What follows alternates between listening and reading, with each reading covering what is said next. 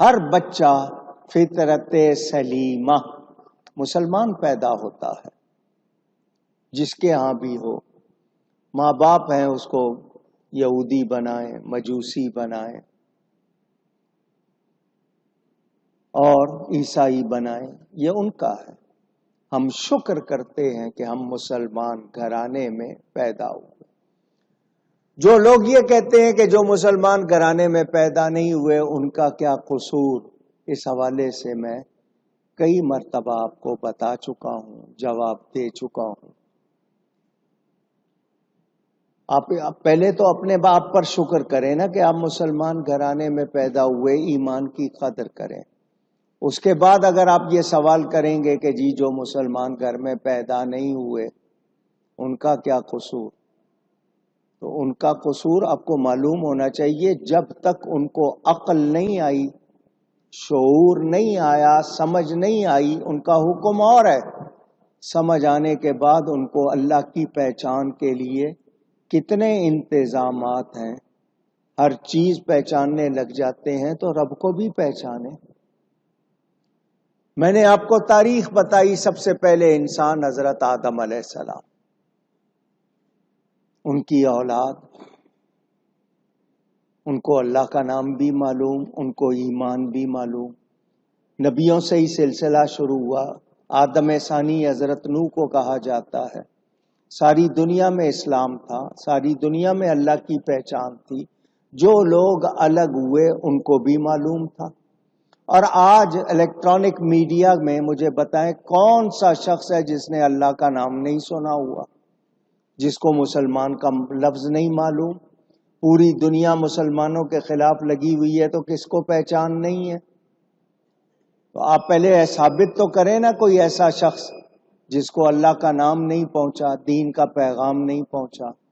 اگر کوئی ایسا مل جائے، کوئی ایک شخص جس نے اللہ کا نام نہیں سنا، جس کو دین کی بات نہیں پہنچی اور اس نے شرک نہیں کیا، تو اس کا حکم فطرت والوں کا ہوگا۔ دو نبیوں کے زمانے میں جیسے دو نبیوں کے درمیان جو زمانہ ہوتا تھا کہ شرک نہیں کیا تو وہ بخشا جائے گا۔ ان سوالوں کا جواب ہے، لیکن پہلی بات یہ کہ ایمان کی اہمیت، حضرت لقمان علیہ السلام پہلی بات بچے کو کیا سکھا رہے ہیں؟ ایمان۔ تو اب ہم سب نے بھی بچوں کو سب سے پہلے کیا سکھانا ہے؟ اونچی کہیے، شرک نہیں کرنا۔ شرک کس کو کہتے ہیں اس کے حوالے سے بھی آپ کو ہزاروں مرتبہ بتایا ہے۔ جس طرح اللہ تعالی کو مانتے ہیں، جو کمال جو شان اللہ تعالی کی مانتے ہیں، بالکل ویسے ہی ہو بہو کسی اور کے لیے مانیں گے تو کیا ہوگا؟ شرک، برابری۔ آپ کے پاس بھی کمالات ہیں، اللہ کے پاس بھی ہیں۔ اللہ کا کمال اس کا اپنا ہے، ذاتی ہے، کسی نے دیا نہیں۔ اللہ کا کمال کسی کے قبضہ و کنٹرول میں نہیں۔ اللہ کی کوئی ابتدا نہیں ہے، اللہ کی کوئی انتہا نہیں ہے۔ بندے کا کمال اس کا اپنا ذاتی نہیں ہے، اللہ کا دیا ہوا ہے، اللہ کے قبضہ و کنٹرول میں ہے۔ اس کی ابتدا بھی ہے، اس کی انتہا بھی ہے۔ جب فرق ہو جائیں برابری نہیں ہوتی، جب برابری نہیں تو پھر شرک بھی نہیں۔ ہزار بار میں نے آپ کو سمجھایا، سمیع سننے والے کو، بصیر دیکھنے والے کو، یہ لفظ قرآن میں اللہ کے لیے بھی بندے کے لیے بھی۔ سمیع سننے والا، بصیر دیکھنے والا، قرآن میں اللہ کے لیے بھی یہ لفظ آئے ہیں، بندے کے لیے بھی آئے ہیں۔ لفظ ایک ہیں، برابری کیوں نہیں ہے؟ کہ اللہ خود سے سمیع و بصیر ہے، بندے کو اللہ نے سمیع و بصیر بنایا. بندہ خود سے دیکھتا سنتا نہیں. بندے کے دیکھنے سننے کی طاقت اللہ کی عطا کے مطابق ہے. اللہ کے دیکھنے سننے کی شان اس کی شان کے مطابق ہے. برابری نہیں ہے. فرق ہو گیا تو جب فرق ہو جائے تو پھر شرک نہیں ہوتا. آج کل وہ باتیں جو جائز ہیں صحیح ہیں ان کو بھی شرک کہنے کی بیماری ہو گئی.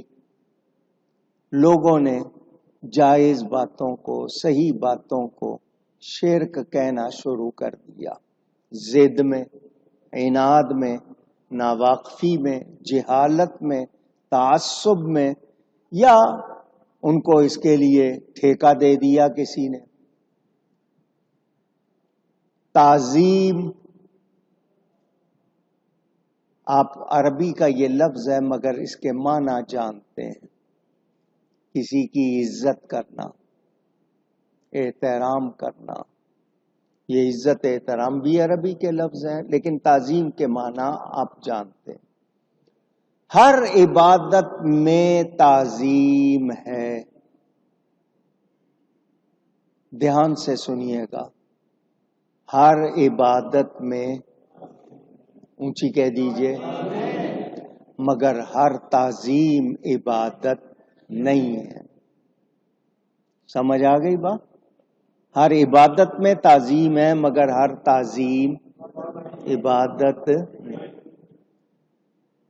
اللہ کے لیے کھڑے ہونا، باپ کے لیے کھڑے ہونا، مرشد کے لیے کھڑے ہونا، قومی ترانے کے لیے کھڑے ہونا، جھنڈے کے لیے کھڑے ہونا، کیا سب برابر ہے؟ اونچی. آپ کو فرق محسوس ہو رہا؟ جو لوگ ہر بات کو شرک کہنے لگ گئے وہی باتیں وہ خود بھی کرتے ہیں. خود کر لیں تو ٹھیک، دوسرا کرے تو شرک. کیا ہوا؟ انہوں نے اگر یہ تعریف کی، پہچان یہ بتائی شرک کی کہ ایک خوبی دو افراد میں ہو، دو لوگوں میں ایک خوبی پائی جائے تو شرک، تو پھر اپنی آنکھیں پھوڑ دیں کیونکہ اللہ بھی دیکھتا ہے، یہ بھی دیکھتے ہیں. تو دیکھنے کی خوبی دونوں میں پائی گئی، ان کے نزدیک شرک ہے، تو پھر اپنی آنکھیں پھوڑ دیں. یہ سنتے ہیں، اللہ بھی سنتا ہے. خوبی ایک ہے سننا، دو میں پائی جا رہی ہے، ان کے نزدیک شرک، تو اپنے کانوں میں تار کول ڈال دیں ابلتا ہوا اور سننے سے محروم ہو جائیں. جو ڈرم ہے سننے والا اس کو ختم کر دیں. یعنی جو چیزیں شرک نہیں ہیں ان کو اگر شرک کہیں گے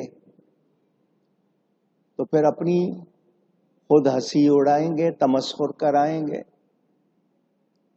جو شرک نہیں ہے اس کو شرک کہیں گے تو خود مشرک بنیں گے. اور شرک سب سے بڑا گناہ ہے، سب سے بڑا ظلم ہے. شرک کو اللہ معاف نہیں کرے گا، اس کے سوا جو چاہے گا معاف کر دے گا. آپ اچھی طرح یاد کر لیں، مفتیان شرک، یہ جو شرک کے فتوے دینے والے مفتی بن گئے ہیں، یہ جس طرح شرک کرتے ہیں اس طرح شرک ہوتا. انہوں نے جو شرک کی فہرست بنائی ہے، اگر وہ آپ کو سناؤں تو آپ کو بھی ہنسی آئے گی. شادی کے موقع پر دولہا کو صحرا باندھ دیتے ہیں. کچھ لوگوں میں رواج ہے، صحرا پہنا دیتے ہیں. انہوں نے اس کو بھی شرک لکھا. اب ان سے پوچھو کیا اللہ صحرا پہنتا ہے؟ اللہ کا کوئی جسم ہے؟ وہ تو جسم جسمانیات سے پاک. انہوں نے صحرا کو بھی شرک لکھ دیا. تو ہنسی آئے گی یا نہیں آئے گی؟ یہ میں نے صرف آپ کو ایک مثال دی ہے. ہم نبی پاک صلی اللہ علیہ وسلم کی تعظیم کرتے ہیں جس کا حکم رب نے دیا ہے. تعظیم بھی وہ کرتے ہیں جو جائز ہے، جو جائز نہیں وہ تعظیم ہم کرتے نہیں. یہ اس تعظیم کو بھی شرک کہہ دیتے ہیں. مثلا سمجھا دوں، ہاتھ باندھ کے کھڑے ہو کر ہم سلام پڑھتے ہیں. کھڑے ہو کر ہاتھ باندھ کر، جس کو دست بستہ کہتے ہیں فارسی میں، ہاتھ باندھ کر ہم کیا کرتے ہیں؟ اونچی گئی ہے. کہتے ہیں ہاتھ باندھ کر تم اللہ کے لیے کھڑے ہوئے نماز میں، اور ہاتھ باندھ کر تم نبی کے لیے کھڑے ہو گئے. دونوں کے لیے ایک ہی حالت بنائی تو اب کیا ہوا؟ شرک ہو گیا. فتویٰ لگانے کا طریقہ چونکہ چنانچہ اگرچہ مگرچہ ثابت ہوا کہ شرک، یہ ان کا طریقہ. آپ جب رکوع سے کھڑے ہوتے ہیں نماز میں تو اس وقت ہاتھ باندھے ہوتے ہیں یا ہاتھ چھوڑے ہوتے ہیں؟ اونچی. تو نماز میں ہاتھ چھوڑ کر بھی کس کے لیے کھڑے ہوتے ہیں؟